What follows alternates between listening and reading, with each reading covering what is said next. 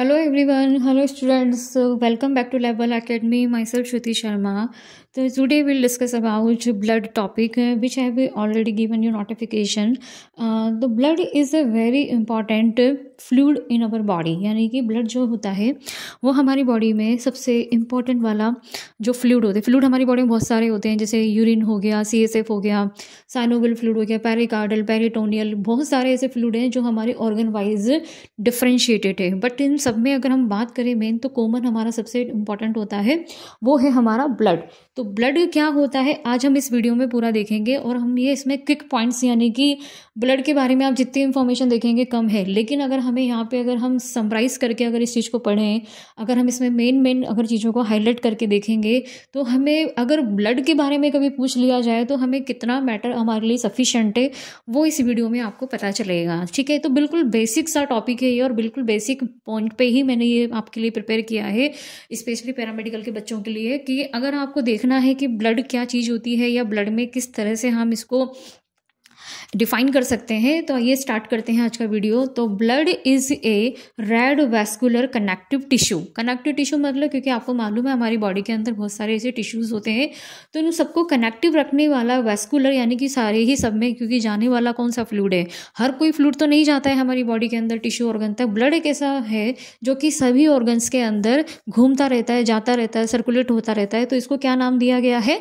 Vascular connective tissue. Okay, it is the fluid transport O2 nutrients to cell carries away CO2 and other waste product. यानी जो blood का main function जो होता है वो क्या होता है, फ्लूइड को ट्रांसपोर्ट करने का. आपने खाना खाया, खाने के बाद जो भी न्यूट्रिएंट्स एसेंशियल एलिमेंट्स जो आपके ब्लड में आएंगे तो वो ब्लड के थ्रू ही तो आपके ब्रेन में, हार्ट में और बाकी टिश्यू ऑर्गन के अंदर जाएंगे. बाकी ऐसा कोई ऐसा फ्लूइड नहीं है जो कि आपके खाने से जो भी आपको मिल रहा है वो फिर आप किसी दूसरे ऑर्गन तक पहुंचा जाए. तो ब्लड एक ऐसा है. अब इसमें हम बात करें O2 CO2 की, तो O2 CO2 का काम भी ब्लड ही करता है, क्योंकि ब्लड में क्या प्रेजेंट होती है, आरबीसी. आरबीसी के अंदर क्या प्रेजेंट होता है, हीमोग्लोबिन. हीमोग्लोबिन खुद किससे बाइंड होता है, ऑक्सीजन से. तो हमारे जो सेल टिश्यू तक ले जाने वाला ऑक्सीजन, यानी एक छोटी सी छोटी सेल तक को भी ऑक्सीजन कौन दे रहा है, ब्लड दे रहा है.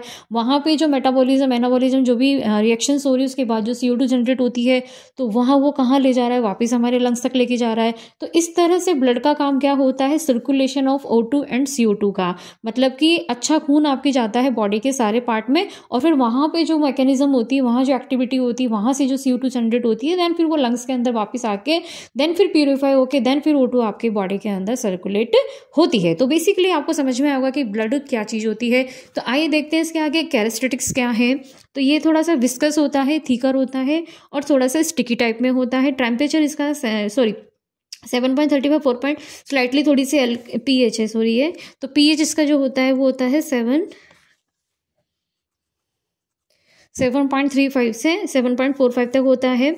कलर इसका जो होता है, अगर हम ऑक्सीजन की बात करें तो इन प्रेजेंस ऑफ ऑक्सीजन ये ब्राइट रेड कलर का होगा और लेस O2 में थोड़ा सा डार्क रेड हो जाता है. यानी कि अगर किसी के ब्लड में अगर ऑक्सीजन की कमी है तो उसका बहुत ज़्यादा डार्क हो जाएगा, है ना. वॉल्यूम इसका जो मेल और फीमेल में दे रखा है कि अगर मेल में ये कितना होता है 5 to 6 लीटर होता है, एडल्ट फीमेल में कितना होता है 4 to 5.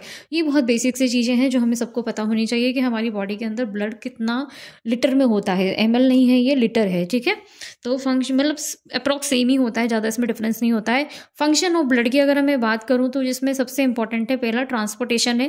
ट्रांसपोर्टेशन किस किस चीज़ का है यहाँ पे हमने पॉइंट्स में यहाँ पे डिस्क्राइब किया है आपके लिए.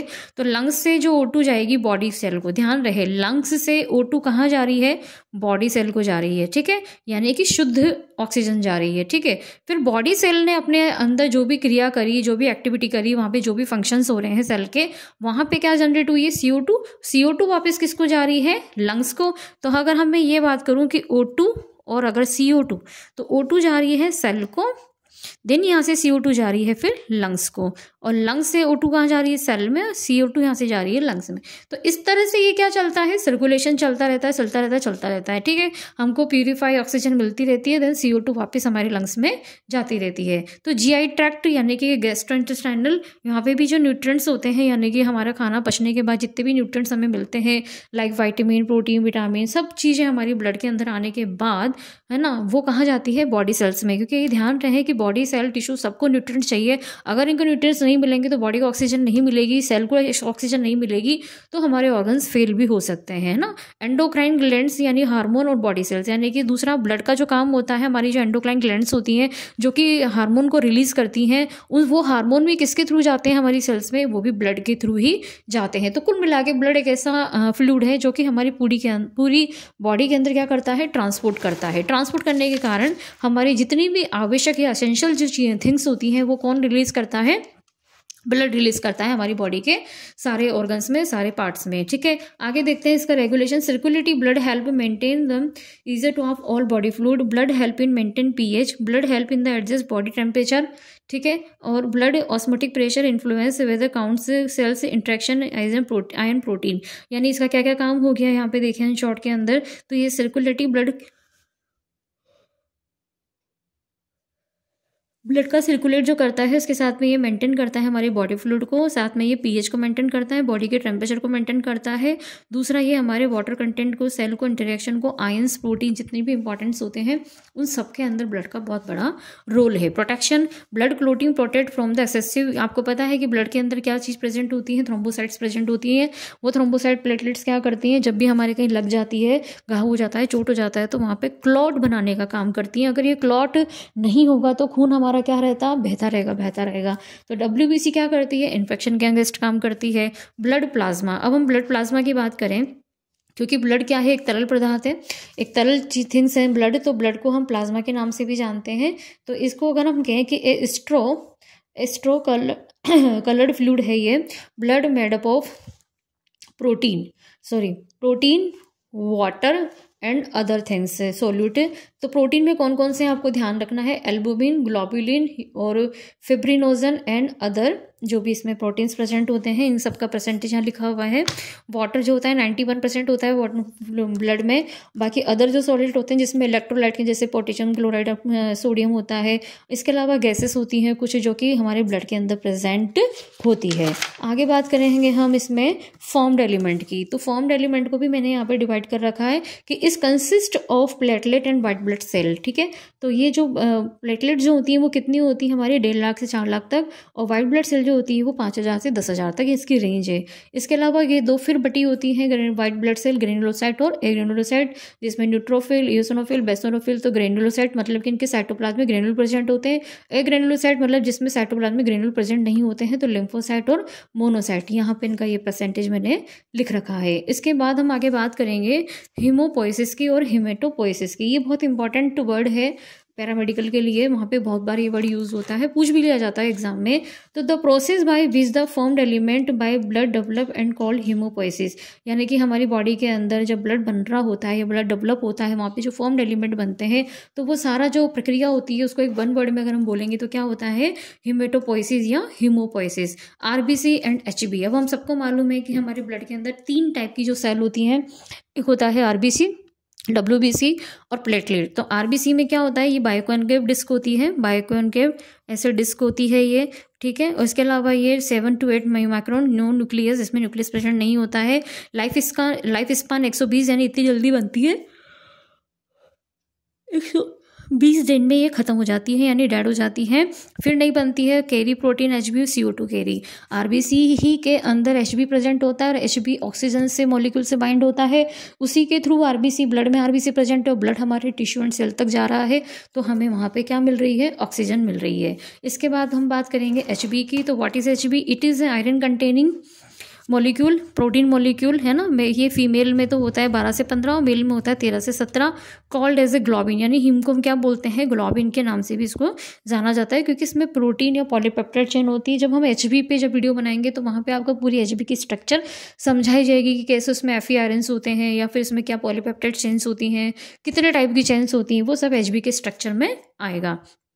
तो इसमें 4 पॉलीपेप्टाइड चेन होती है, हैज रिंग, आयरन रिंग होती है Fe प्लस करके, ऐसे यहाँ पे पायरोल की स्ट्रक्चर होती है आयरन की, and command with O2 molecule. यानी HB किससे मॉलिक्यूल कमाइंड है, O2 से। तो HB O2 से, और HB खुद कहाँ प्रेजेंट है, RBC में है। तो यानी ब्लड और RBC कहाँ प्रेजेंट है, यानी कि मैं ये बात करूँ कि ये तो हो गया आपका ब्लड, ब्लड में क्या है आरबीसी, आरबीसी में क्या है एचबी, और एचबी क्या खुद से जुड़ा हुआ है O2। तो ये O2 कहाँ जा रही है हमारे सेल और टिश्यू में। तो कौन ले जा रहा है, ब्लड ले जा रहा है। ब्लड के अंदर क्या है आरबीसी, एचबी, एचबी किससे बाइंड है O2 से। अब यह मान लो आरबीसी में कोई गड़बड़ हो गई या एचबी में कोई गड़बड़ हो गई तो ऑब्वियसली आपके ऑक्सीजन के अंदर गड़बड़ हो जाएगी, आपके ऑर्गन या टिश्यू तक ऑक्सीजन नहीं पहुंच पाएगी। तो आरबीसी भी डाउन नहीं होना चाहिए, एचबी भी डाउन नहीं होना चाहिए। जो हमें ध्यान रखना है कि हमारी बॉडी में कितना एचबी चल रहा है, ठीक है। इसके बाद हम देखते हैं डब्ल्यूबीसी। तो डब्ल्यूबीसी में फिर मैंने इसको डिफाइन किया है ग्रैनुलर है ग्रैनुलर में, जिसमें इसका इंट्रोडक्शन अगर हम देखेंगे शॉर्ट में तो आप ऐसे भी फ्लो चार्ट में भी आप अपने एग्जाम में समझा सकते हैं इन शॉर्ट में। तो यहाँ पूरा लिख सकते हैं न्यूट्रोफिल, इओसिनोफिल, बेसोफिल, यहाँ पे है मोनोसाइट और लिम्फोसाइट। इनके न्यूक्लियस बेस पे आपको डिफाइन करना है कि न्यूट्रोफिल में होते हैं 2 से 5 न्यूक्लियस, इओसिनोफिल में होते हैं 2 लोब कनेक्टेड होते हैं थिक स्ट्रैंड से, यहाँ पे ये 2 लोब में होते हैं। मोनोसाइट में थोड़ा सा राउंड वॉल में होता है और एक एल होता है किडनी शेप में, है ना, किडनी शेप में इसका केंद्रक होता है। फिर आता है प्लेटलेट, ब्लड का जो सबसे लास्ट थ्रोम्बोसाइट है, यानी कि अगर ये कम हो जाती है तो थ्रोम्बोसाइटोपिनिया हो जाता है, ज़्यादा हो जाती है तो थ्रोम्बोसाइटोसिस हो जाता है। तो प्लेटलेट जो होते हैं हमारे, आपने देखा होगा डेंगू के टाइम हमारी बॉडी के अंदर जो प्लेटलेट होते हैं काफ़ी डाउन हो जाते हैं। तो ये प्लेटलेट 1.5 लाख से 4.5 लाख पर क्यूबिक mm हमारे इरेगुलर डिस्क होती हैं, बिल्कुल छोटी सी ऐसे ये हो जाती हैं। तो यहाँ पर ये जो ब्लड का जो कॉमन टॉपिक है वो मेरा यहाँ पे फिनिश हो जाता है। आई होप आपको समझ में आया होगा। तो ब्लड के लिए हमें ये ध्यान रखना है कि पहली बात ब्लड क्या होता है, ब्लड का हमें इंट्रोडक्शन पता होना चाहिए, ठीक है। इंट्रोडक्शन के बाद हमें ये मालूम होना चाहिए, इसमें इसके कैरेक्टर पता होने चाहिए, कैरेक्टर में इसका वॉल्यूम हमें मालूम होना चाहिए, फिर हमें इसका फंक्शन पता होना चाहिए, फंक्शन के बाद इसका रेगुलेशन पता होना चाहिए, ठीक है। फिर हमें इसका ब्लड प्लाज्मा हमें ध्यान रखना है कि कंसिस्ट ऑफ ब्लड प्लाज्मा कितना प्रेजेंट है। देन उसके बाद हमें इसके फॉर्म्ड एलिमेंट के बारे में पता करना है, फॉर्म्ड एलिमेंट के बाद हमें हीमोपोइसिस के बारे में बताना है थोड़ा सा, और देन फिर डब्ल्यूबीसी के टाइस, प्लेटलेट या आरबीसी बताना है, ठीक है। तो कॉमनली ये सारे जो पॉइंट है वो टोटल मिला के आपके ब्लड के इंट्रोडक्शन में कवर हो जाते हैं। आई होप आपको ये वीडियो पसंद आया होगा। तो आप इसमें कमेंट भी कर सकते हैं और मुझे बता सकते हैं कि नेक्स्ट टॉपिक आपको कौन सा पढ़ना है।